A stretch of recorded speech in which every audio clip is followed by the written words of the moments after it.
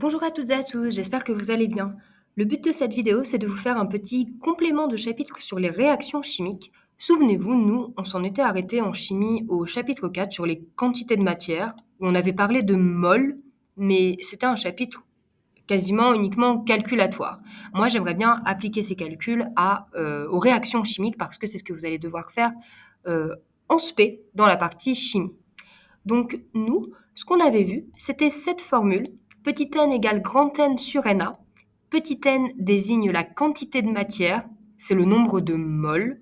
Et pour le calculer, souvenez-vous, vous faisiez la différence, le rapport entre le nombre d'entités dans votre échantillon, donc par exemple le nombre de molécules dans une goutte d'eau, le nombre d'ions dans un échantillon, et vous le divisiez par la constante d'Avogadro Na. Donc la valeur n'est toujours pas à connaître par cœur.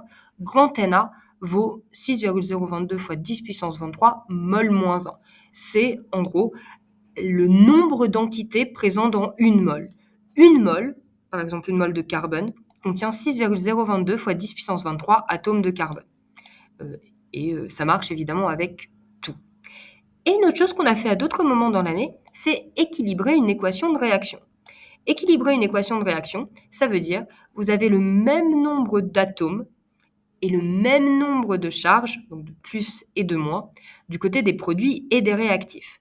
Et justement, pour retravailler un petit peu ce point, je vous propose qu'on fasse un petit exemple sur lequel on s'appuiera dans le reste de ce complément de chapitre. Donc, ici, ce que je vous propose, c'est de faire réagir Zn, qui est du zinc, avec l'ion H+, afin d'obtenir l'ion Zn de plus et la molécule H2. Et cette équation, actuellement, elle n'est pas équilibrée.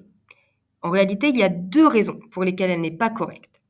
Première raison, il manque les états physiques. Comme d'habitude, pour être parfaitement rigoureux, on met les états physiques. Alors honnêtement, on vous les rappellera. Là, si vous avez été observateur, ils sont ici, les états physiques. Le zinc est solide. Je vous rappelle que les ions sont forcément aqueux. Les ions n'existent que dissous dans l'eau. Donc effectivement, ils sont aqueux. Donc H+ est aqueux et Zn2+ est aqueux. Et le dihydrogène, H2, c'est un gaz. Donc ça, c'est la première raison pour laquelle cette équation n'est pas correcte. Mais ce n'est pas la seule. Parce que vous voyez ici, j'ai bien un atome de Zn de ce côté, du côté des réactifs. J'ai bien un atome de Zn de ce côté, le côté des produits. Attention, 2 plus, ce n'est pas le nombre d'atomes, c'est le nombre de charges. Vous n'avez qu'un atome de Zn, mais il possède 2 charges plus. Donc en fait, c'est un ion et pas un atome. Il y a bien un Zn de chaque côté. Par contre, ici, vous n'avez qu'un seul hydrogène, un seul H.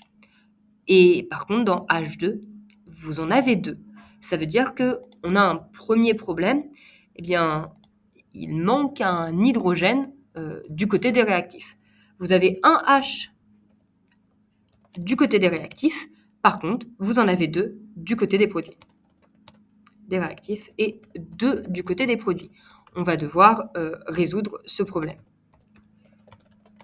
Et il y a un deuxième problème qui va se résoudre, vous allez voir en même temps que lui, c'est les charges. Je vous ai dit, équilibrer une équation de réaction, c'est le même nombre d'atomes et de charges de chaque côté.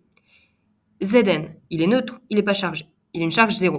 H+, il a une charge plus. Une seule charge plus. Par contre, de ce côté, vous voyez, il y a deux charges plus. Donc du côté des réactifs, vous avez une charge plus. Du côté des produits, vous avez deux charges plus. On va donc devoir rajouter une charge plus ici. C'est pour ça que je vous disais que le problème des charges et le problème des atomes va se résoudre de la même façon. Vous n'avez qu'un hydrogène du côté des réactifs, il vous en faut deux. Vous allez donc modifier ce qui s'appelle, je vous le réécris ici, le coefficient stoichiométrique. Donc c'est un nom un peu barbare, hein, peu importe. Mais le coefficient stoichiométrique, c'est ce qu'il y a justement devant le symbole de l'atome. Donc Zn, on n'en a bien qu'un. Donc s'il y en a un, on n'a pas besoin de marquer 1, on peut juste marquer rien. Vous avez besoin de 2H+. Si vous avez 2H+, vous avez 2H, mais vous avez aussi 2+. Donc c'est parfait, on a bien 2H du côté des réactifs, 2H du côté des produits, et 2+ du côté des réactifs, 2+ du côté des produits. Donc là, maintenant, notre équation est équilibrée. Et nous, ce qu'on avait fait encore dans le chapitre 4, c'est qu'on avait vu que ceci, ça voulait dire que un atome de Zn doit réagir avec deux ions H+, pour que la réaction se fasse.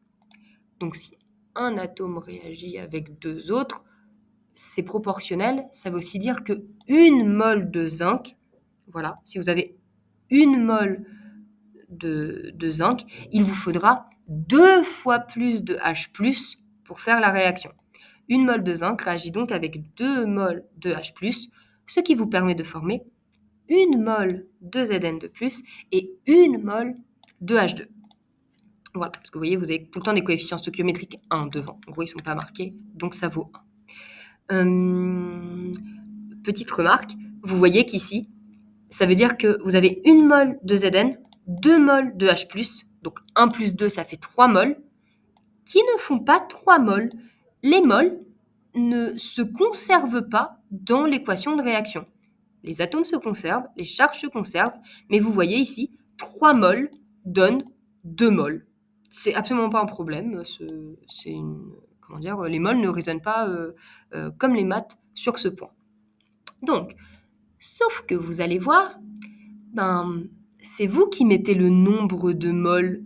Vous n'êtes pas obligé, vous, quand vous manipulez, de mettre une mole de zinc, pile une mole de zinc et pile 2 moles de H+. Vous pouvez en mettre autant que vous voulez. Si vous voulez, vous pouvez multiplier par 2.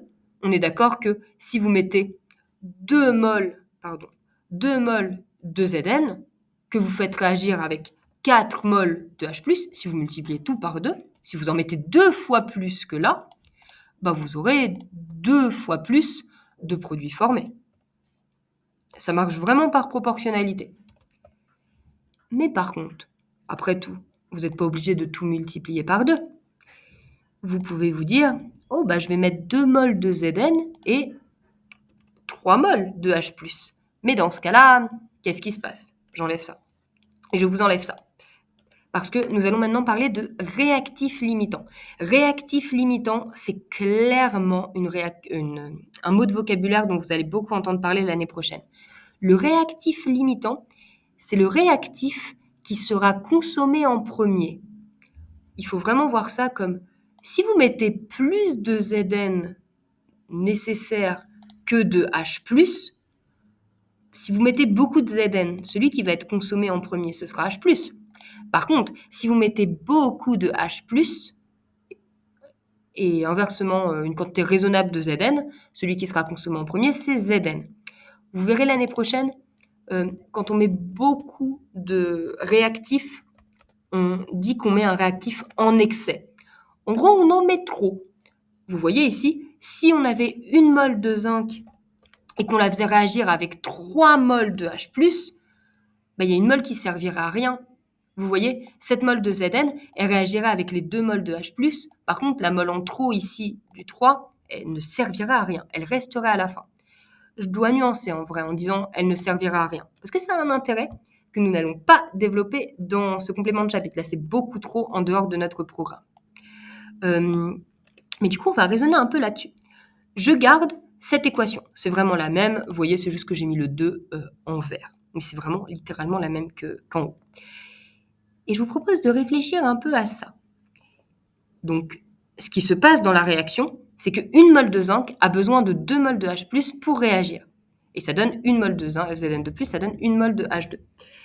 Si vous mettez 3 moles de Zn et 2 moles de H+, qui est le réactif limitant? C'est-à-dire qui disparaît en premier?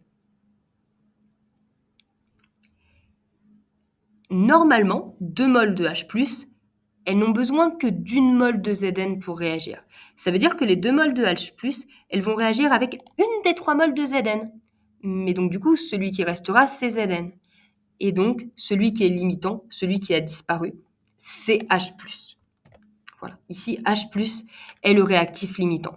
Tout simplement parce qu'il sera consommé avant Zn.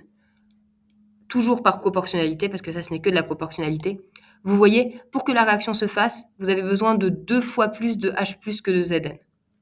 2 fois plus de H+ que de Zn. Donc, si vous avez plus de H+, que 2 fois plus, il en restera. Si vous avez plus que 1 mol de Zn par rapport à 2 mols, il restera du Zn. Donc, maintenant, vous avez 2 mols de zinc. Vous mettez 2 mols de zinc et vous mettez 5 mols de H+. Qui est le réactif limitant, c'est-à-dire qui disparaît en premier? Vos 2 mols de zinc, elles ont besoin de combien de mols de H+ pour réagir? Comme une en a besoin de 2, 2 mols de Zn ont besoin de 4 mols de H+. Donc là, en gros, vous avez mis trop de H+. Donc, ce sera Zn qui va disparaître en premier. C'est vraiment ça l'idée. Maintenant, 3 mols de Zn et 6 mols de H+. Donc là, vous mettez 3 mols de zinc, 6 mols d'ion hydrogène. Donc, c'est toujours de la proportionnalité. 1 mol de Zn a besoin de 2 mols de H+. Donc, 2 mols de Zn ont besoin de 4 mols de H+. Mais donc, 3 mols de Zn ont besoin de 6 mols de H+. Là, il n'y a personne, en fait, qui disparaît l'un avant l'autre. Les 3 mols vont réagir avec les 6 mols de H+, dans le sens où 3 mols, du coup, c'est 1 plus 1 plus 1, et chacune de ces mols va réagir avec 2 des mols d'ion H+. Donc ici, il n'y a pas de réactif limitant, et ça peut arriver. Il n'y a pas de réactif limitant. Je vous fais un mini point. Nous ne parlons de réactif limitant que pour ce qu'on appelle une réaction totale. C'est pour ça que j'ai rajouté le mot totalement dans la définition. Une réaction totale, c'est une réaction où le réactif est entièrement consommé. En gros, la réaction va jusqu'au bout. Il y a certaines réactions qui ne vont pas jusqu'au bout. Vous mettez un solide dans, je vais dire n'importe quoi, un acide, et vous vous rendez compte qu'à un moment, la réaction s'arrête. Pourtant, on n'a pas consommé tout le réactif limitant. Dans ce cas-là, on ne parle pas de réactif limitant. On parle de réactif limitant dans le cadre d'une réaction totale. Réaction totale, vous verrez la définition l'année prochaine. C'est une réaction où il existe un réactif limitant et ce réactif est donc complètement consommé.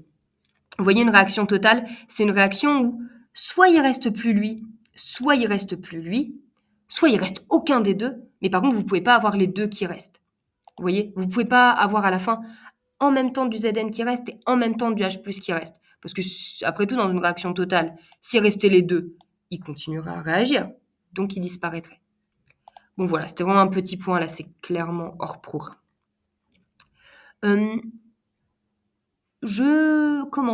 Nous, pour corriger ça, j'ai décidé de parler de proportionnalité. On peut le faire de façon tout à fait mathématique, c'est-à-dire que pour trouver qui est le réactif limitant, vous pouvez calculer le rapport quantité de matière de l'échantillon sur le coefficient stoichiométrique. Petit exemple, ici vous voyez, vous avez cette équation. Vous avez du coup le coefficient stoichiométrique de Zn qui vaut 1. Il n'est pas là, donc il vaut 1. Le coefficient stoichiométrique de H+ qui vaut 2. Eux, évidemment, on ne s'y intéresse pas. Hein. Ce ne sont pas des réactifs, donc ils ne peuvent pas être des réactifs limitants, ce sont des produits. Et vous voyez, pour trouver qui est le réactif limitant dans ces cas-là, vous auriez aussi pu calculer la quantité de matière de l'échantillon sur le coefficient stoichiométrique. Vous voyez, dans cet exemple-là, on vous disait, OK, je mets 3 mols de Zn de plus. Ça veut dire que la masse, j'ai dit n'importe quoi, la quantité de matière de Zn, c'est 3 mols. Et le coefficient stoichiométrique, j'abrège, désolé, de Zn, lui par contre, on l'a vu, c'est 1. Donc, si vous faites 3 divisé par 1, 3 sur 1, vous obtenez 3. Ça veut dire qu'on obtient 3 pour Zn, et on va faire le même calcul, pardon pour les fautes de frappe, et on va faire le même calcul pour H+. Pour H+, la quantité de matière, donc dans cet exemple, C2. Le coefficient stoichiométrique, vous le lisez dans l'équation de réaction. Pardon, il n'est pas là, il est là. Le coefficient stoichiométrique de H+, C2. Donc, si vous faites le rapport quantité de matière sur coefficient stoichiométrique, ça vous fait 2 divisé par 2. Ça vous fait 1. Donc, ce rapport vaut 1 pour H+. Et je vous ai mis la petite propriété que dans une réaction, le réactif dont le rapport qu'on vient de calculer est le plus petit est le réactif limitant. 1, c'est plus petit que 3. H+ est bien le réactif limitant. C'est ce qu'on avait mis ici. Si vous voulez vérifier pour avoir bien compris, vous pouvez évidemment le calculer pour les autres. Je ne vous redétaille pas tout. Faites-le, franchement, faites-le. Mais pour Zn, ici, ce rapport n échantillon sur coefficient stoichiométrique, ça fait 2. Je vous laisse essayer de le trouver. Et pour H+, ça vous fait 2,5. Le plus petit, c'est donc 2 pour Zn. C'est ce qu'on avait marqué. Et pourquoi est-ce qu'ici, il n'y a pas de réactif limitant? Parce que pour Zn, quantité de matière de l'échantillon sur coefficient stoichiométrique, ça vous fait 3. 3 pour Zn. Et pour H+, quantité de matière divisée par coefficient stoichiométrique, 6 divisé par 2, ça vous fait 3. Ce sont les mêmes, donc il n'y a pas de plus petit, donc il n'y a pas de réactif limitant. Voilà. Vous verrez, l'année prochaine, il y aura 2 façons de raisonner. Soit là, ce qu'on a fait au tout début, là, en parlant de proportionnalité, soit en calculant ce rapport-là. Ok, et on arrête de parler de calcul, on va simplement parler de vocabulaire. Il existe plusieurs types de réactions chimiques. Les 2 seuls que vous avez à connaître, c'est endothermique et exothermique. Je vous en reparle bientôt d'une 3e, qui n'est pas à votre programme. Endothermique, ce sont des réactions qui, quand elles ont lieu, absorbent de l'énergie thermique. Énergie thermique, c'est de la chaleur. C'est-à-dire que pour se produire, la réaction a besoin de chaleur. La réaction récupère de la chaleur. Mais du coup, ça veut dire que elle en récupère, elle en récupère au milieu réactionnel. Et du coup, vous allez avoir une température qui diminue. Une réaction endothermique, c'est une réaction qui, quand elle a lieu, fait diminuer la température. Elles ne sont pas très fréquentes. Honnêtement, celles que vous rencontrerez le plus, c'est les réactions exothermiques. Quelque chose d'exothermique, c'est quelque chose qui libère de l'énergie. Une réaction exothermique libère de la chaleur. Ça, vous avez sans doute déjà vu ça. Y a des réactions, quand vous mettez 2 réactifs en contact, ça chauffe. Si vous travaillez après sur le petit PDF que je vous ai fait sur la radioactivité, vous verrez que évidemment les réactions radioactives libèrent de l'énergie, elles sont exothermiques. Et du coup, par exemple, si je reprends l'exemple de la radioactivité, quand vous faites des réactions radioactives, il faut refroidir le milieu. Les centrales nucléaires servent à ça. Elles ont un circuit de refroidissement parce que sinon ça chauffe trop et ça devient dangereux. Donc voilà, vous pouvez retenir ces petits mots de vocabulaire. Endothermique, endothermique, c'est une réaction qui fait diminuer la température du milieu réactionnel. Donc milieu réactionnel, c'est là où il y a les réactifs au début et où après il y a les produits. Et exothermique, c'est quand la température du milieu augmente. Et évidemment, une petite propriété, c'est que si vous faites réagir pas beaucoup de réactifs, si vous faites réagir une mole, je regarde ce que j'ai utilisé tout à l'heure, si vous faites réagir une mole de Zn avec 2 moles de H+. C'était vraiment comme dans l'équation de réaction. Voilà, j'en fais réagir une avec 2. Je ne parle même pas de réactif limitant ici, ça on a fini. Vous allez faire un peu de chaleur. Mais par contre, si vous faites réagir, je dis n'importe quoi, mais ça peut tout à fait être possible. Si vous faites réagir 1000 moles de Zn avec 2000 moles de H+, vous allez produire plus d'énergie.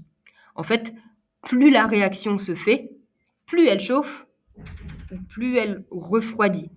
Dans le sens où plus vous mettrez de réactifs, plus vous allez soit absorber de l'énergie, soit en libérer. Donc votre température, elle va soit beaucoup diminuer, soit beaucoup augmenter. c'est proportionnel. Plus vous consommez de réactifs, plus vous libérez de l'énergie. Bon, voilà pour ces petits points de chimie. Vous reparlerez souvent de réactifs limitants, de réactions totales. Je voulais aussi vous donner simplement les mots de vocabulaire. Voilà, et vous faire réfléchir à ce que c'est, sans forcément être trop rigoureux sur la rédaction pour ce chapitre-là, parce que vraiment, vous allez passer beaucoup de temps l'année prochaine. En tout cas, je vous souhaite une excellente journée. N'hésitez pas à me contacter si vous avez des questions par pronote, par mail, sous les commentaires de cette vidéo. Et je vous souhaite une très bonne journée. Au revoir.